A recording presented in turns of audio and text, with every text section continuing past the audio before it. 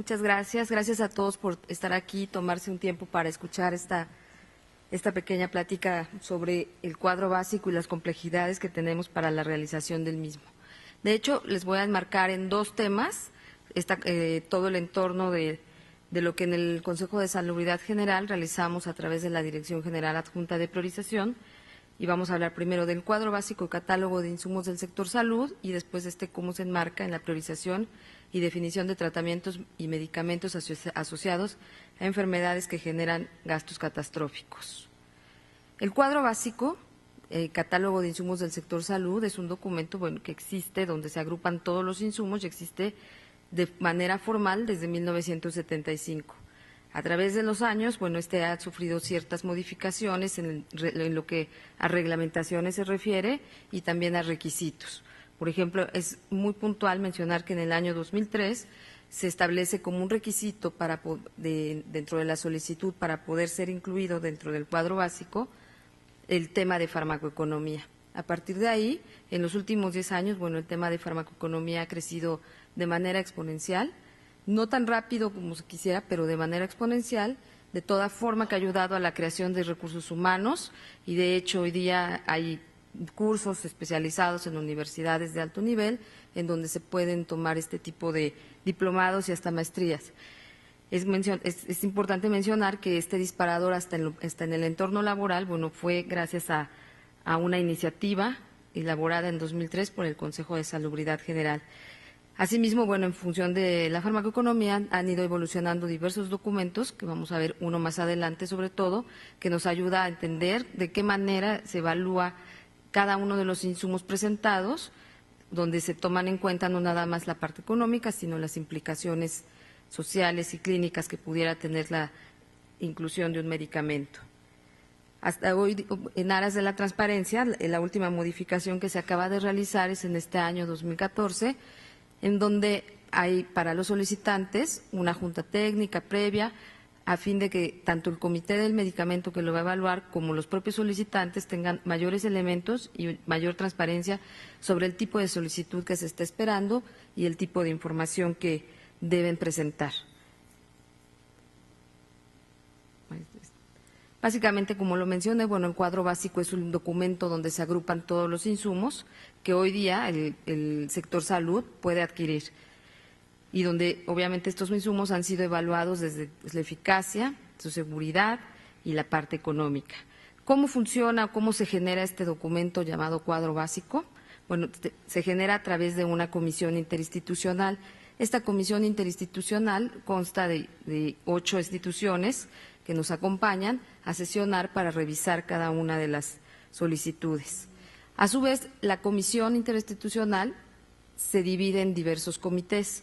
Hoy día contamos con 7 comités, pero en funcionamiento tenemos actualmente el Comité de Medicamentos, el Comité de Material de Curación, el Comité de Auxiliares de Diagnóstico, el de Instrumental y Equipo Médico, y en breve van a estar funcionando el Comité de Remedios Herbolarios, el Comité de Medicamentos Homeopáticos y el Comité de Insumos de Acupuntura, toda vez que también estos 3 tipos de insumos tienen y cuentan con un registro sanitario, están regulados por COFEPRIS, entonces es muy factible que puedan también ser regulados por el Consejo de Salubridad. ¿Cómo lo regulamos? Tenemos una guía de evaluación de insumos para la salud, en donde esta guía establece de manera estandarizada y transparente los criterios que se emplean para valorar la actualización del cuadro básico y catálogo de insumos del sector salud. Claramente, esta guía de insumos está apegada estrictamente al reglamento propio de la Comisión Institucional del Cuadro Básico y de los capítulos que mencionan sobre el procedimiento de actualización. Este proceso de actualización, como les mencioné, es exactamente cuando vamos a ver si un medicamento puede ser incluido o tal vez hay un medicamento que ya está incluido en el cuadro básico y requiere de una modificación, y también las exclusiones, ¿no? Tenemos de repente alternativas en el cuadro básico que tal vez ya ni se comercializan o que tenemos alternativas innovadoras en donde podemos probar que ya hay medicamentos que aunque se comercializan no son los medicamentos más eficientes para el sector salud. En esta etapa de actualización abordamos básicamente 3 procesos, 3 etapas. La etapa 1 es la etapa de revisión y valoración de esta solicitud, es decir, el solicitante entrega un dossier, una carpeta, con toda la información contenida en el propio reglamento, se evalúa si cuenta con todos los elementos y, bueno, si es así, pasa a la siguiente etapa, que es la evaluación de toda la evidencia clínica y económica presentada y finalmente se detalla un dictamen de procedente o no procedente.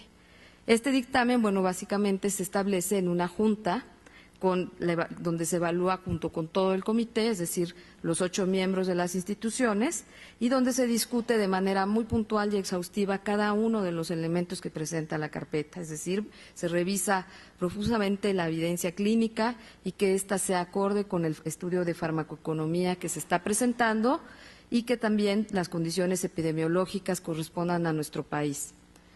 Básicamente, la seguridad clínica se revisa de manera simplemente para evaluar la parte de eventos adversos y que estén contenidos dentro de la evaluación económica presentada, porque como bien sabemos, toda vez que los insumos cuentan con un registro sanitario, pues han comprobado su efectividad y su seguridad. Nosotros básicamente eso lo insertamos dentro del entorno de la práctica de la vida real, o eso es lo que tratamos de hacer, a fin de establecer este dictamen. El dictamen se establece y se le informa al solicitante si fue procedente su solicitud o no, y en el caso en que haya sido, pues se inserta dentro del cuadro básico. Importante mencionar que el cuadro básico y todo el proceso que se desarrolla a través de él lo realizamos de manera transparente y en todo momento cada una de las partes de las etapas de actualización que les mencioné se van enmarcando dentro de nuestro sitio, nuestra página web, en donde se van determinando los tiempos, porque tenemos establecidos tiempos para hacer esta evaluación y se va cumpliendo con toda la normatividad. De esta manera, nosotros estamos seguros que cumplimos con la parte de la transparencia, tanto para el solicitante como para las propias instituciones y con toda la normatividad. Solamente como ejemplo les quiero mostrar cuál es el trabajo en términos de números absolutos, y bueno, este es un porcentaje desde luego, del tipo de cuántas solicitudes recibimos al año y cuántas más o menos juntas tenemos al año, solamente para este proceso. Como es natural, y ustedes mismos pues lo han de comprender, la mayoría, el 68% de las solicitudes corresponden a medicamentos.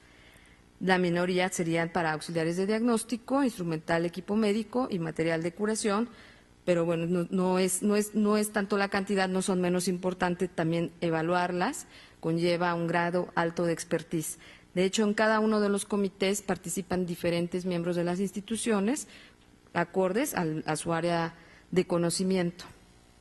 Solamente para que vean, durante el año 2013, en total, en los 4 comités se fueron evaluando, bueno, hubo 221 solicitudes y se evaluaron 151.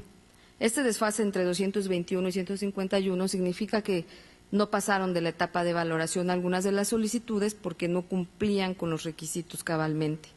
Tal vez el registro sanitario no contemplaba lo que ellos están solicitando o simplemente la evidencia clínica no era lo suficientemente robusta para realizar el estudio farmacoeconómico o el propio estudio farmacoeconómico carecía de metodología rígida y aceptada internacionalmente.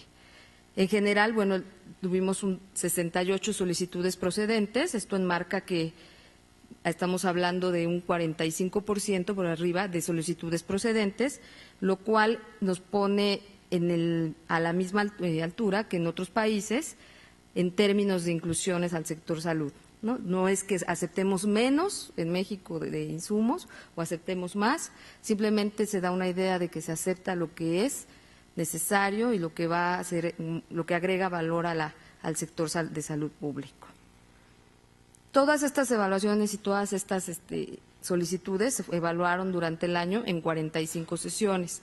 Es importante mencionarlo porque estamos hablando de una sesión casi a la semana, en donde, bueno, son sesiones, como les menciono, exhaustivas, que duran alrededor de 3-4 horas cada una, en el mejor de los casos, a veces nos duran más. Y esto solamente es un ejemplo de una tarea en específico para el cuadro básico. ¿Cómo está nuestro cuadro básico? Bueno, hablando de solicitudes y hablando del documento, hoy día el cuadro básico, haciendo un análisis de las inclusiones durante 2006 y 2013, podemos darnos cuenta que va muy de la mano con la situación de salud pública que hoy tenemos, de los problemas que emergen, ¿no? Es decir, el 16% de las nuevas inclusiones que se han generado durante ese periodo pertenecen a endocrinología y metabolismo, y el otro 16% a oncología. 14% infecciones parasitarias, 7% hematología y así se va disminuyendo. Lo importante aquí es mencionar que esto es una prueba fehaciente de que contamos con un portafolio importante, un portafolio fuerte para la atención de los pacientes para sus diversos tratamientos. Es decir, todas las enfermedades al menos cuentan con más de 3 alternativas de tratamiento. Realmente estoy excluyendo cuando hablamos de enfermedades raras, por lo mismo del concepto de enfermedad rara, pero aún así, contamos con un portafolio importante dentro del catálogo de insumos del sector salud que cubre y protege a los pacientes que necesitan de algún tratamiento. ¿Cómo se enmarca esto dentro de la otra función sustantiva de la Dirección General Adjunta de Priorización? En el término de enfermedades catastróficas, las enfermedades catastróficas son parte de las funciones sustantivas, dado que se enmarcan dentro de la Ley General de Salud y el reglamento de la Ley General de Salud en materia de protección social en salud, en donde la atribución para la definición y priorización de las mismas está definida hacia el Consejo de Salubridad. En ese sentido, existe un reglamento, el reglamento de la Comisión de Gastos Catastróficos, para no repetir todo el nombre, en donde están enmarcadas cuáles son las actividades, las líneas estratégicas y la manera de funcionamiento de gastos catastróficos, por llamarlo de una manera acotada. Tenemos ahí enmarcados que se conforma una comisión igualmente por varias de las instituciones. Aquí no nada más participan instituciones proveedoras de salud, es importante mencionar que también participan las academias de medicina en general, las universidades y, quien se considere que tiene el expertise para definir o que conozca del tratamiento que se está planteando, de la enfermedad y de las intervenciones. ¿Cómo lo definimos? Nosotros lo definimos a través de elaborar un estudio donde se miden las implicaciones clínicas, las implicaciones económicas y las implicaciones éticas y sociales de la enfermedad en particular, ¿no? De un ejemplo de cualquier enfermedad.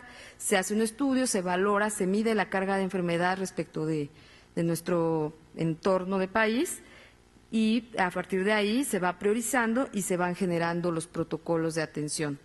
Estos protocolos de atención depende de la enfermedad, cada enfermedad la vamos enmarcando dentro de uno de los comités técnicos por categoría.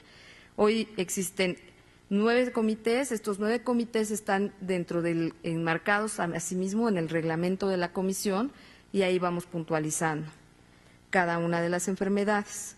¿Cómo lo hacemos? Básicamente aquí les quiero mostrar qué hace el Consejo de Salubridad de manera muy esquemática y cuál es la atribución ya de la Comisión Nacional de Protección Social en Salud, el Seguro Popular.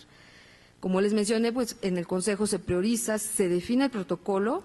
Al definir este protocolo definimos tanto medicamentos como intervenciones para todo el curso de la enfermedad de la que estemos hablando y así lo enlistamos toda vez que se termina y se aprueba bajo la jerarquía de la comisión.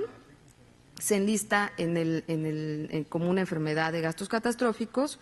En ese momento es cuando el Consejo se lo transmite a la Comisión, al Seguro Popular, en donde el Seguro Popular es el encargado y tiene esa atribución de realizar el análisis actuarial y financiero, así como los alcances que va a tener para poder dar la cobertura financiera a la población sobre esta enfermedad. Importante mencionar que es el Seguro Popular quien define en qué momento empieza a financiar una enfermedad ya definida, porque recordemos que las enfermedades de gastos catastróficos se financian a través del fideicomiso generado para ello, que es cuidado por la Comisión de Protección Social y Salud. Hoy día, ¿qué estamos realizando en el Consejo a través de estos protocolos? Bueno, tenemos ya 2 propuestas de enfermedades a ser incluidas en el listado, es decir, ya para pasárselas al Seguro Popular, que es esclerosis múltiple e hipertensión arterial pulmonar, y estamos trabajando en 12 protocolos para cáncer de niños, en donde estamos en conjunto con las instituciones realizando y actualizando todos estos protocolos. Muchos de ellos ya existen estos protocolos, pero tenemos la obligatoriedad de estarlos actualizando al menos cada 3 años, porque como ustedes saben, y sobre todo en terapias oncológicas, la innovación pues va creciendo a pasos agigantados. Y bueno, también en este sentido la priorización va en función de que estamos hablando de una población vulnerable como la de los niños, ¿no? Donde sabemos que la atención oportuna en el cáncer de niños es curable el cáncer en un porcentaje muy, muy alto. ¿Cuáles son nuestros retos y perspectivas? Pues tenemos como la definición de estos, ¿no? Para cuadro básico y catálogo de insumos del sector salud, estamos trabajando hoy día en la actualización de la guía de evaluación a fin de que permita tener más elementos, sobre todo por esta parte de la innovación y hablando de enfermedades raras y hablando de biotecnológicos que nos permitan también enmarcarlos y poderlos evaluar de manera particular. En ese sentido, nosotros estamos profundizando nuestra participación con COFEPRIS como asistentes y al Comité de Moléculas Nuevas y al Subcomité de Biotecnológicos, a fin de poder con COFEPRIS establecer estos lineamientos y que podamos tener de manera conjunta los mismos criterios de evaluación.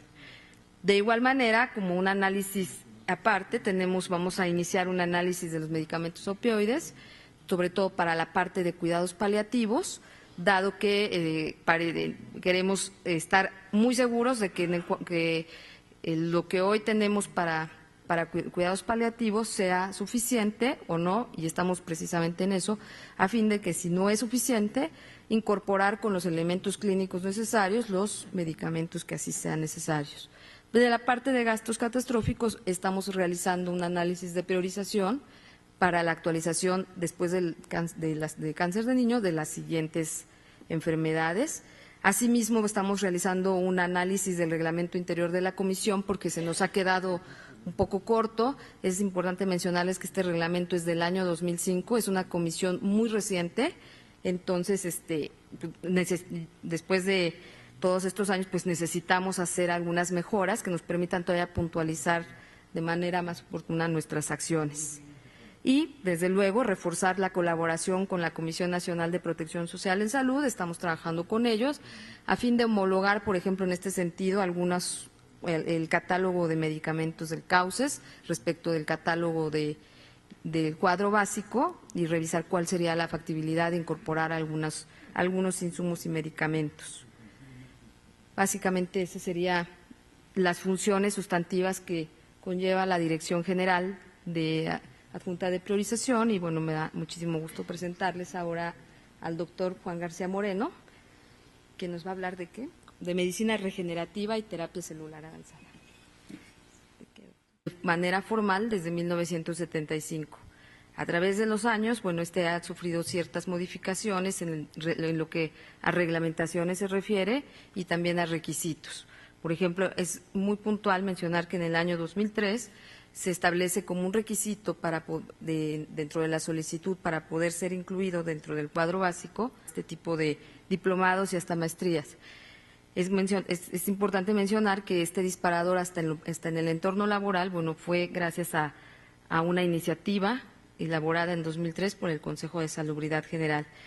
Asimismo, bueno, en función de la farmacoeconomía han ido evolucionando diversos documentos, que vamos a ver uno más adelante sobre todo, y vamos a hablar primero del cuadro básico y catálogo de insumos del sector salud y después de cómo se enmarca en la priorización y definición de tratamientos y medicamentos asociados a enfermedades que generan gastos catastróficos.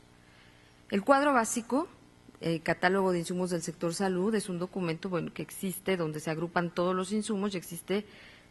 Muchas gracias. Gracias a todos por estar aquí y tomarse un tiempo para escuchar esta pequeña plática sobre el cuadro básico y las complejidades que tenemos para la realización del mismo. De hecho, les voy a enmarcar en 2 temas todo el entorno de lo que en el Consejo de Salubridad General realizamos a través de la Dirección General Adjunta de Priorización, el tema de farmacoeconomía. A partir de ahí, en los últimos 10 años, bueno, el tema de farmacoeconomía ha crecido de manera exponencial, no tan rápido como se quisiera, pero de manera exponencial, de toda forma que ha ayudado a la creación de recursos humanos y, de hecho, hoy día hay cursos especializados en universidades de alto nivel en donde se pueden tomar